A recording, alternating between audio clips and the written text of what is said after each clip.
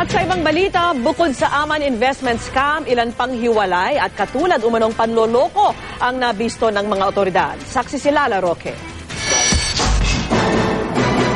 Dahil sa banta raw sa kanyang buhay, kusang sumuko sa PNP Crisis Committee sa Lanao del Sur si Coco Rasuman, ang unang napaulat na ahente ng Aman Futures Group, pero lumalabas na may sarili umanong investment scam batay sa investigasyon ng DOJ at NBI. Nakausap po ang isa niyang kaanak na nabiktima niya rin umano na itatago natin sa pangalang Nisha. Nitong Marso raw nang una siyang nag-invest kay Coco at dahil kumita ito, ay binuhos niya nitong Hulyo ang puhunang aabot sa ₱250,000 kasama ng ilang investor. Nagbigay siya ng promo.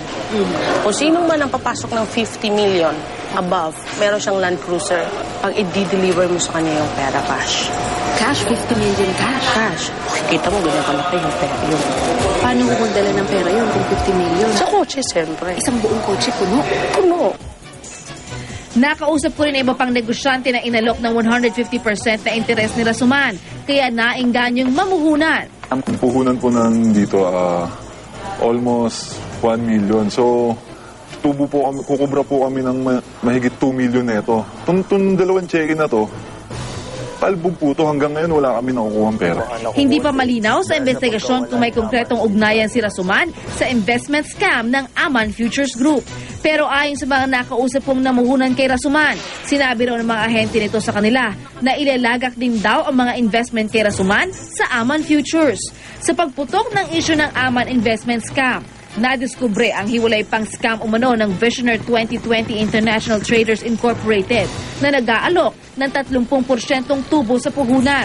Nagsagawa ng entrapment operation ng NBI sa isang Glenda, Andagan at 10 iba pa. Sinisikap pa ng GMA News na makuha ang panig ng grupo ni Andagan.